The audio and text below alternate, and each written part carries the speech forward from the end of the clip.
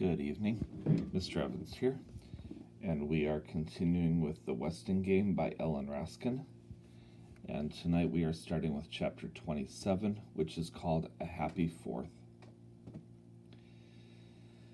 His aviator's helmet again flapping over his ears, Otis Amber danced up to his soup kitchen companion, flung his arms around the taut body, and squeezed her tightly. "Hey, Crow, old pal." "They said I was innocent, Otis. They said I was innocent," she replied vaguely. Angela, too, wanted to hug her in welcome, but closeness was not possible for either of them. Instead, Angela offered a crooked smile. Crow nodded and lowered her eyes, only to raise them to Madame Who, clutching a Mickey Mouse clock. "Things very good," Madame Who said, extending her free hand and shaking Crow's hand up and down. "It was all a regrettable mistake," Ed Plum explained to the judge. "Can you imagine? That sheriff wanted to arrest me, not Crow. Me, Edgar Jennings Plum. He wanted to arrest the attorney. Fortunately, the coroner determined that Mr. McSuthers died of a heart attack, as did Samuel W. Westing." "Then Turtle's right," Theo said. "There was no murder. The coroner was part of the plot." Ed Plum had no idea what Theo was talking about. Masking his ignorance with arrogance, he continued. "I had my suspicions about this entire affair from the start. I came here for one reason only, to announce my resignation from all matters regarding the Westing estate, with sincere apologies to all concerned." "Wasn't there a last document?" Judge Ford asked, knowing that Sam Westing had to make his last move. "Yes, but as I no longer take a legal interest, please turn it over to the court." Baffled by the word court, the lawyer set the envelope on the desk and found his way out of Sunset Towers. Without once clearing her throat, Judge Ford proceeded to read the final page of the will of Samuel W. Westing. 17th. "Goodbye, my heirs. Thanks for the fun and games. I can rest in peace knowing I was loved as your jolly doorman. 18th. I, Samuel W. Westing, otherwise known as Sandy McSuthers and others, do hereby give and bequeath all the property and possessions in my name as follows. To all of you in equal shares the deed to Sunset Towers, and to my former wife, Bertha Erica Crow, the $10,000 check forfeited by Table 1, and two $10,000 checks endorsed by J.J. Ford and Alexander McSuthers. 19th. The sun has set on your Uncle Sam. Happy birthday, Crow. And to all of my heirs, a very happy 4th of July." Judge Ford set the document down. "That's it." "That's it. What about the $200 million, the heirs wanted to know." "We lost the game," the judge explained, staring at Turtle, her face a mask of sad, childlike innocence as she nestled once again in Flora Baumbach's arms. "I think." Turtle rose and walked to the side window, seeking the Westing house, which stood invisible in the moon-clouded night. "Hurry up, Uncle Sam. I can't keep up this act much longer. The candle must have burned through the last stripe by now." Behind her, the discontented heirs grumbled. "He made fools of us all. He played us like puppets. He was a good man. He was a vengeful man, a hateful man. Windclopple? He tricked us, the cheat. A madman, stark raving mad." Oh my, just listen to you," Flora Baumbach said. "You each have $10,000 more than you started with, and an apartment building to boot. The man is dead, so why not think the best?" Boom, boom, boom. "Happy 4th of July, Turtle shouted, as the first rockets lit up the Westing house, lit up the sky. Boom, ba-boom, boom, boom. The heirs gathered around Turtle at the window. Boom! Stars of all colors bursting into the night. Silver pinwheels spinning, golden lances up, boom! Crimson flashes flashing, blasting, scarlet showers, boom! Emerald rain, boom, boom! Orange flames, red flames leaping from the windows, sparking the turrets, firing the trees. Boom! Cried Madame Hu, clapping her hands with delight. The great winter fireworks extravaganza, as it came to be called, lasted only 15 minutes. 20 minutes later, the Westinghouse had burned to the ground. Happy birthday, Crow, Amber said, reaching for her hand. The orange glow of the morning sun had just begun its climb up the glass front of Sunset Towers when Turtle set out to collect the prize. She pedaled north past the cliff, still smoldering with the charred remains of the Westinghouse. Reaching the crossroads, she turned into the narrow lane, whose twisting curves mimicked the shoreline. The heir who wins the windfall will be the one who finds the fourth. It was so simple once you knew what you were looking for. Sam Westing, Barney Northrup, Sandy McSouthers. West, north, south. Now she was on her way to meet the fourth identity of Wendy Windclopple. She could probably have figured out the address, too, instead of looking it up in the Westingtown phone book. There it was, number 4, Sunrise Lane. A long driveway, its privacy guarded by tall spruce, led to the modern mansion of the newly elected chairman of the board of Westing Paper Products Corporation. Turtle climbed the stairs, rang the bell, and waited. The door opened. Turtle felt her first grip of panic as she confronted the crippled doctor. Could she have been wrong? "I'd like to see Mr. Eastman, please," she said nervously. "Tell him Turtle Wexler's here." "Mr. Eastman is expecting you," Dr. Sykes said. "Go straight down the hall." The hall had an inlaid marble floor, no oriental rugs. Reaching its end, she entered a paneled library, this one filled with books. There he was, sitting at the desk. Julian R. Eastman rose. He looked stern and very proper. He wore a gray business suit with a vest, a striped tie. His shoes were shined. He limped as he walked toward her, not the crooked limp of Dr. Sykes, just a small limp, a painful limp. Again, Turtle was gripped by panic. He seemed so different, so important. She shouldn't have kicked him, the Barney Northrup him. He was coming closer. His watery blue eyes stared at her over his rimless half-glasses. Hard eyes. His teeth were white, not quite even. No one would ever guess they were false. He was smiling. He wasn't angry with her. He was smiling. "Hi, Sandy," Turtle said. "I won." Chapter 28 is called And Then. Turtle never told. She went to the library every Saturday afternoon, she explained, which was partly true. "Make your move, Turtle. You don't want to be late for the wedding." The ceremony was held in Shinhu's restaurant.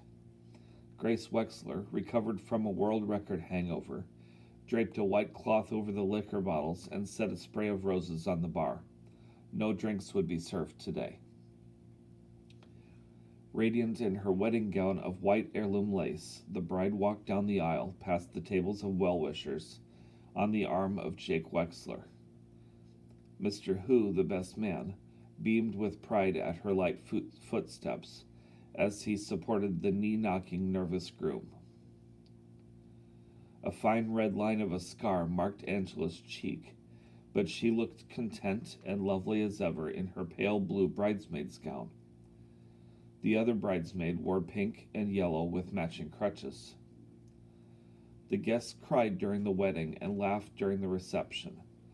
Flora Baumbach smiled and cried at the same time. "You did a good job altering the wedding dress, Baba," Turtle said, which made the dressmaker cry even harder. "A toast to the bride and groom," Jake announced, raising his glass of ginger ale, "to Crow and Otis Amber." The heirs of Uncle Sam Westing clinked glasses with the members of the Good Salvation Soup Kitchen, sobered up for this happy occasion. To Crow and Otis Amber. Apartment 4D was bare. For the last time, Judge Ford stared out the side window to the cliff where the Westing house once stood. She would never solve the Westing puzzle. Perhaps it was just as well. Her debt would finally be repaid, with interest. The money she received from the sale of her share of Sunset Towers would pay for the education of another youngster, just as Sam Westing had paid for hers. "Hi, Judge Ford. I came to say goodbye," Chris said, wheeling himself through the door. "Oh, hello, Chris. That was nice of you. But why aren't you studying? Where's your tutor?" She looked at the binoculars hanging from his neck. "You haven't been bird watching again, have you?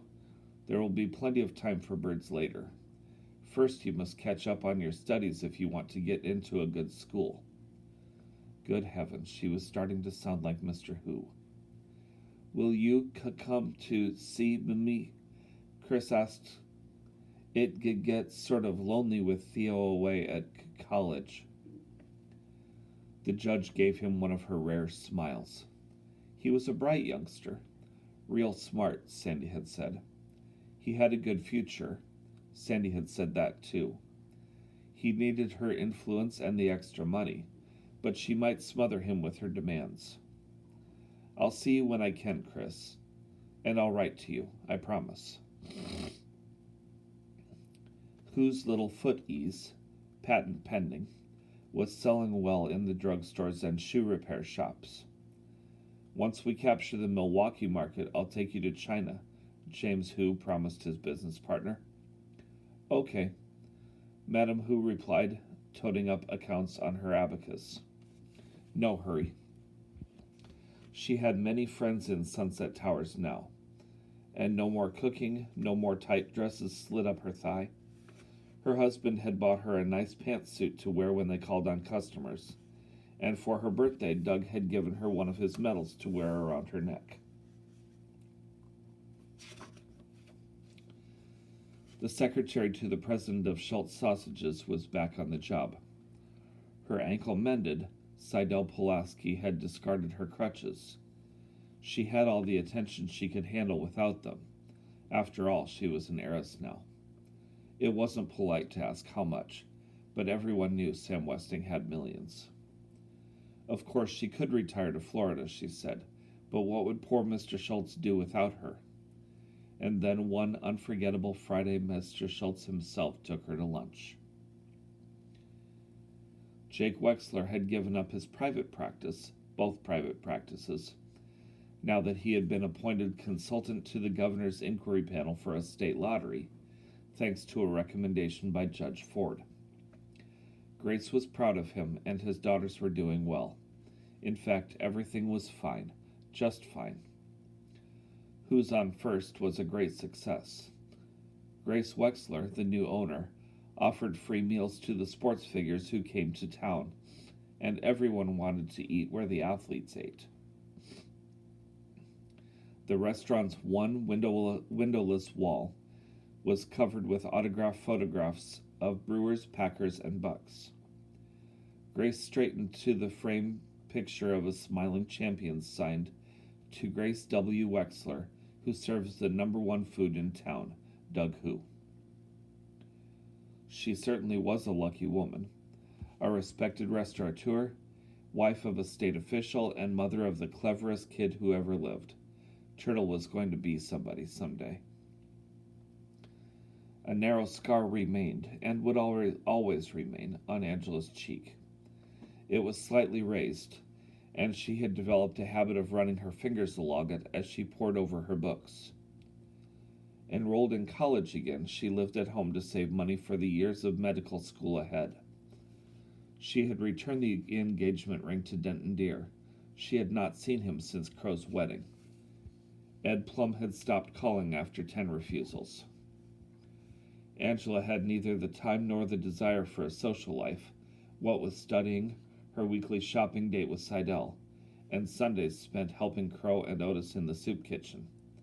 Study, study, study, Turtle said. Angela saw little of her sister, who was either at school, in Flora Baumbach's apartment, or at the library. Hi, Turtle, how come you're so happy today? The stock market jumped 25 points. The newlyweds, Crow and Otis Amber, moved into the apartment above the Good Salvation soup kitchen. The storefront mission had been renovated and expanded with the money from the inheritance. Grace Wexler had supervised the decorations. Copper pots hung from the ceiling. The pews were padded with flowered cushions and fitted with hymn book pockets and drop-leaf trays. There was meat in the soup and fresh bread every day. Chapter 29 is called 5 Years Pass. The former delivery boy danced into the Who's new lakefront home. Let's give a cheer, the Ambers are here. Otis came to celebrate Doug's victory, wearing the old zippered jacket and aviator's helmet. He had even let a stubble grow on his chin. The only thing missing was his delivery bike. They had come in the soup kitchen van. Thank you for the generous donation, Mr. Who. God bless you, Crow said. Otis and I distributed the inner souls among our people. It helped their suffering greatly. She looked worn, her skin pulled tight against the fragile bones, and she still wore black. Mr. Who, on the other hand, was stouter and less angry. In fact, he was almost happy. Business was booming. Milwaukee loved Who's little foot ease, and so did Chicago and New York and Los Angeles, but he had still not taken his wife to China. Theo Theodorakis, graduate of journalism school, cub reporter, held up the newspaper hot off the press. Olympic hero comes home. 4 columns were devoted to the history and achievement of the gold medal winner, who had set a new record for the 1,500-meter run. Theo had not actually written the article on the local hero, but he had sharpened pencils for the reporter who did. Take a bow, Doug, Mr. Who said, beaming. Doug leaped on a table and thrust his index fingers high in the air. I'm number 1, he shouted. The Olympic gold medal hung from his neck. Confetti from the parade dotted his hair. The Westingers cheered. Hello, Jake. I'm so glad you could come. Sonny, as Mrs. Madam Who was now called, said, shaking the hand of the chairman of the State Gambling Commission. Boom, Jake Wexler replied. Hello, Angela. Denton Deer had grown a thick mustache. He was a neurologist. He had never married. Hello, Denton. Angela's golden hair was tied in a knot on the nape of her neck. She wore no makeup. She was completing her 3rd year of medical school. It's been a long time. Remember me? Seidel Pulaski wore a red and white polka dot dress and leaned on a red and white polka dot crutch. She had sprained her knee dancing a tango at the office party. How could I ever forget you, Miss Pulaski? Denton said. I'd like you to meet my fiancé, Conrad Schultz, president of Schultz Sausages. How do you do? Judge Ford, I'd like you to meet my friend Shirley Staver. Chris Theodorakis was in his junior year at college. A medication, recently discovered, kept his limbs steady and his speech well controlled. He sat in a wheelchair, as he always would. Hello, Shirley, the judge said. Chris has written so much about you. I'm sorry I'm such a poor correspondent, Chris. I found myself in a tangle of cases this past month. She was a judge on the United States Circuit Court of Appeals. Chris and I were both chosen to go on a birdwatching tour to Central America this summer, Shirley said. Yes, I know. For old time's sake, Grace Wexler catered the party herself and passed among the guests with a tray of appetizers. She owned a chain of 5 restaurants now. Who's on first, who's on second, who's on third, who's on fourth, and who's on fifth. Who's that attractive young woman talking with Flora Baumbach? Theo asked. Why, that's my daughter Turtle. She's really grown up, hasn't she? 2nd year of college, and she's only 18. Calls herself T.R. Wexler now. T.R. Wexler was radiant. Earlier that day, she had won her first chess game from the master. Chapter 30 is called The End? Turtle spent the night at the bedside of 85-year-old Julian R. Eastman. T.R. Wexler had a master's degree in business administration, an advanced degree in corporate law, and had served 2 years as legal counsel to the Westing Paper Products Corporation. She had made $1 million in the stock market, lost it all, then made $5 million more. This is it, Turtle. His voice was weak. You can die before my very eyes, Sandy, and I wouldn't believe it. Show some respect. I can still change my will. No, you can't. I'm your lawyer. That's the thanks I get for that expensive education. How's the judge? Judge Ford has just been appointed to the United States Supreme Court. What do you know? Honest Josie Joe on the Supreme Court. She was a smart kid, too, but she never once beat me at chess. Tell me about the others, Turtle. How's poor saintly Crow? Crow and Otis are still slopping soup, Turtle fibbed. Crow and Otis Amber had died 2 years ago, within a week of each other. And that funny woman with the painted crutches, what's her name? Seidel Pulaski Schultz. She and her husband moved to Hawaii. Angela keeps in touch. Angela. And how is your pretty sister, the bomber? Turtle never knew he knew. Angela is an orthopedic surgeon. Julian R. Eastman was an old man, but suddenly his mind, too, was old. For the first time since the Westing game, he was wearing the dentures with the chipped front tooth. He had turned back to his happiest times. Sandy was dying. He was really dying. Turtle held back her tears. Angela and Denton Deer are married. They have a daughter named Alice. Alice. Doesn't Flora Baumbach call you Alice? She used to. Now she calls me TR, as everyone does. How is the dressmaker, Turtle? Tell me about them. Tell me about all of them. Flora Baumbach had given up dressmaking when she moved in with Turtle years ago. Baba is well. Everyone is well. Mr. and Mrs. Theodorakis, remember they had the coffee shop in Sunset Towers.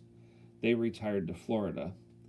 Chris and his wife Shirley teach ornithology at the university. They're both professors. Chris discovered a new subspecies on his last trip to South America. It's named after him. The something Christos parrot. The something Christos parrot. I like that. And the track star, has he won any more medals? 2 Olympic golds in a row. Doug is a sports announcer on television. And how is Jimmy Who's invention going? I gave him the idea, you know. It looks like a real winner, Sandy. Mr. Who, too, was dead. Sunny Who finally made her trip to China, but returned to carry on the business. And tell me about my niece, Gracie Winclopple. Does she still think she's a decorator? Mom went into the restaurant business, has a chain of 10. 9 are quite successful. I keep telling her to give up on Who's on 10th, to cut her losses, but she's stubborn as ever. I guess she hangs on to it because it's in Madison to be near Dad. He's now the state crime commissioner. He's well qualified for the job. And your husband, how's his writing coming along? He had remembered. Theo's doing fine. The first novel sold about 6 copies, but it got great reviews. He's just about finished with his second book. And when are you two going to have children? Someday. Turtle and Theo had decided against having children because of the possibility of inheriting Chris's disease. If it's a boy, we'll name him Sandy. And if it's a girl, well, I guess we can name her Sandy too. The old man's voice was barely audible now. Did you say Angela had a little girl? Yes, Alice. She's 10 years old. Is she pretty like her mother? I'm afraid not. She looks a lot like you and me. Turtle? Yes, Sandy. Turtle? I'm right here, Sandy. She took his hand. Turtle, tell Crow to pray for me. His hand turned cold, not smooth, not waxy, just very, very cold.